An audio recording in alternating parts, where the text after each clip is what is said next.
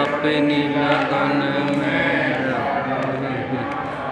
दिन हो के रहना है दिन हो के रहना है, जब तक रहना हमें राज राज कहना है, जब तक रहना हमें राज राज कहना है, जब तक रहना। बोलो श्री कान्हा प्यारे की जय, राम के धनी की जय। कल हमने इनकी पिता सुनी थी, धनी श्री देवचंद जी की। तो देवचंद जी के अंदर कौन बैठे हैं?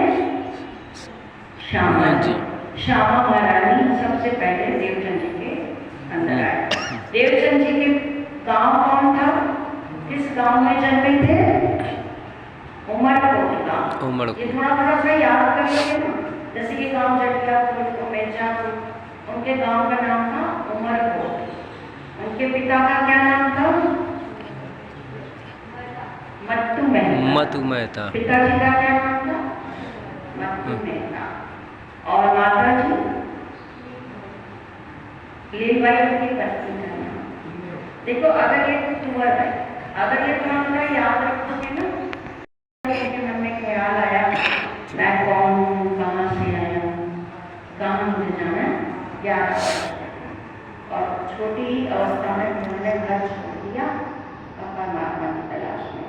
तो अब हरिदास जी के पास जब आए, हरिदास जी ने उनकी इतनी भक्ति देखकर, सेवा देखकर कहा कि बाल मुकुंद को मैं आपको दूंगा, लेकिन बाल मुकुंद जी की मूर्ति तब गायब हो जाती है और वो कहती है साक्षात दर्शन देके कि मुझसे मेरी सेवा, इनसे मेरी सेवा मत करा, मैं इनकी सेवा सहन नहीं कर सकता, क्योंकि ये तो श्यामा महारानी, आनंद अंग श्यामा महारानी है। तो उनको समझ में आता है ये तो मेरी राधा रानी है। और फिर उनको कहते हैं अब आप कहाँ जाओ? कांची भट्ट के पास जाओ, जो भागवत बहुत अच्छी बताते हैं, भागवत के आचार्य हैं, और आपके प्रश्न अब वही सुलझाएंगे। अब आप कांची भट्ट के पास जाओ, कहाँ? नौतनपुरी में। तो श्रीमान कहेंगे साथ जी ए नौतनपुरी की हकीकत, और भी आगे की कहो भाई जो भी तक एक। वहाँ जब भाई जो भी तक एक, जब भागवत सुनने जाते हैं ना, सबसे पहले कौन जाते हैं? जैसे अभी हमने 1 बजे का टाइम दिया, हम लोग तो सोचते हैं चलो 5 मिनट पहले बाद में चले जाएंगे, लेकिन देखो 1 बजे का टाइम है तो वो 1:45 बजे ही पहुंच जाते हैं। और 1 दिन नहीं, 2 दिन नहीं, 14 वर्ष उन्होंने अपने इस नियम को बनाए रखा। तो सुंदर जी जो विद्या है ना, ये हमको रहने सिखाती है। इसमें जो देवचंद जी जैसे चलेंगे, जैसे प्राणनाथ जी चलेंगे, उसको हमें अपने हृदय में उतारना है। क्या करना है? अपने हृदय में उतारना है। हृदय में उतारना है। क्या उतारेंगे? आपने जैसे कल की मीटिंग में कुछ आपको लगा कि हमें भी ऐसा करना चाहिए, कोई भाव आया आपके दिल में कि हमें भी, कल मैंने बहुत सारी चीज़ें बताई थी कि हमें वाणी की खोज पढ़ना है, हमें देवचंद जी की तरह खोज करनी है अपनी, मैं कौन हूँ, कहाँ से आया हूँ, कहाँ मुझे जाना है। और वो तो खोज कर करके पाए राजी महाराज, लेकिन हमें तो राजी कहाँ मिल गए? हमें तो घर बैठे मिल गए ना राजी महाराज, ये वाणी तो हमारे घर में ही आ गई।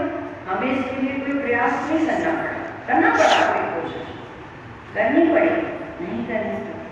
तो इसलिए वितक सुनने का लाभ तभी है जब हम कोई ना कोई संकल्प इसमें लें, चाहे हम 1 महीने का ही संकल्प लें, लेकिन संकल्प जरूर है। अगर ऐसे सुनते सुनते फिर क्या होगा, धामधनी हमको सीढ़ी दर सीढ़ी आगे चलना है। अब उनके जो गुरु जी हैं, अब ये समय अगर उनको 1 मिनट देर हो जाती थी और कोई उन्होंने श्लोक पढ़ लिया तो वो उनके घर जाते थे चर्चा के बाद और कहते थे दोबारा खोलो भागवत, आपने जो श्लोक पढ़ दिया मुझे दोबारा सुना। अब जैसे अब जितने लोगों की बीता अब छूट रही है तो कोई आएगा मेरे पास कि आपने दीदी क्या बताया था, हम नहीं आया, क्योंकि हम इसको एक कथा की तरह लेते।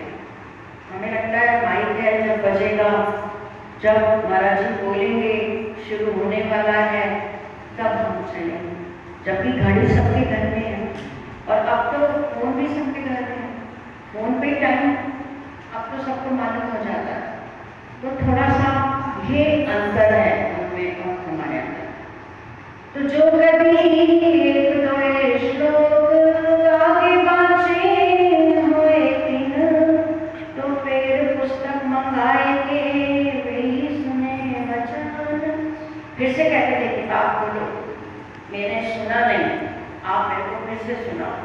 ऐसा जान के वह भट्ट तोड़ो न खोले पुस्तक। इसलिए क्या करते थे गांधी भाई, जब तक वो आ नहीं जाते थे वो चर्चा आरंभ नहीं करते थे, भागवत नहीं खोलते थे। वैसे तो वो समय से पहले ही आ रहे थे, लेकिन कभी एक आध घड़ी कोई देर हो जाती थी तो वो भागवत शुरू नहीं करते थे। जो श्री देवचंद्र जी ना आवहीं और बात ना करें गुजरात, जब तक देवचंद जी नहीं आते थे वो भागवत शुरू नहीं करते थे, क्योंकि उनको पता था अगर मैंने श्लोक कर दिया तो एक घर आकर फिर मुझसे पूछेगा। तो इससे क्या होता था, जो उनके साथी लोग थे, अब जैसे आप लोग तो टाइम से आ गए, अब चर्चा शुरू ना हो, हमने 1 बजे का समय दिया, आप लोग तो 1 बजे आ गए। अब अगर हम शुरू नहीं करें और इंतजार करें किसी का कि वो आएगा तब हम शुरू करेंगे, तो आप लोगों को बुरा लगेगा कि हम भी तो अपना घर बार छोड़ के आए, टाइम छोड़ कर आए। तो ऐसे ही जो उनके संगी साथी थे ना, वो क्या करते थे, गुस्सा हो गए गुरु जी से कि आप तो उनके आने का इंतजार करते, जबकि आपको पैसा हम लोग देते। देवचंद जी महाराज जी को कोई धंधा करते नहीं थे, कोई उनका बिजनेस था, पैसे का कोई करते नहीं थे, उनके पिताजी व्यापार करते थे। तो जो राम जी भट्ट को मिलता था धन पैसा मंदिर के लिए और सबको सेठ लोग ही दिया करते। तो जो सेठ लोग थे वो इस तरह दिल में रखने लगे ईर्ष्या का भाव कि आप देवचंद जी को ज़्यादा समझते हो, हमको नहीं समझते। अभी अगर हम भी किसी का इंतजार करने बैठे हैं, आपको नहीं चर्चा सुना है, तो आपके दिल में भी आया तो दीदी हमें क्यों नहीं सुना, उनका क्यों इंतजार है कि नहीं।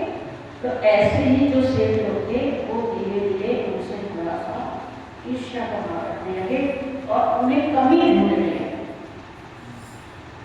तो श्री देवचंद जी को प्रण रहे ना हुए वारस को भागवत, ताकि आप उपवास करें आज आहार न पायो आत्मतीर्थ। चलो साथी, ये सारे प्रकरण बहुत समझने वाले, हमें जल्दी जल्दी चल के भीतर समाप्त नहीं करने हैं। आप चाहे एक ही प्रकरण सुनो, चाहे एक ही बात को हम बार बार बताएं, लेकिन वो बात ऐसी हो कि आपके दिल में मेरे दिल में वो उतरे। अब इसमें क्या था, पहले आत्म का आहार देते थे देवचंद जी, यानी पहले वाणी पढ़ना, तब वाणी तो नहीं थी उनके पास, ये हमारे लिए बात है आत्म का आहार।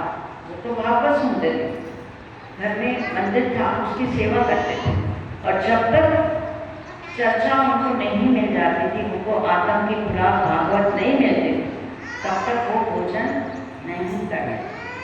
कहते थे कि ये आत्मा का आहार जब मुझे मिलेगा उसके बाद ही मैं अपने शरीर को आहार दूंगा। तो अब हमारे लिए तो क्या है, वाणी आगे घर घर में। तो एक नियम हम ये भी बना सकते हैं कि जब हम सुबह उठें पहले हम वाणी कर पढ़ लें, वाणी की 1 चौपाई पढ़ लो, 2 पढ़ लो, सेवा पूजा की चौपाई पढ़ लो, कि हम धनी का दर्शन करके ही कुछ भोजन लेंगे। धनी का दर्शन कैसे होगा, धनी का दर्शन ऐसे आप खोल के बैठोगे, ये चौपाई क्या है, साक्षात धाम धनी का ही स्वरूप है। तो आप वाणी खोलो बदलाव, 1 चौपाई, 2 चौपाई, जितना आपको लगे आप उतना पढ़ो, राज्य के दर्शन करो, उसके बाद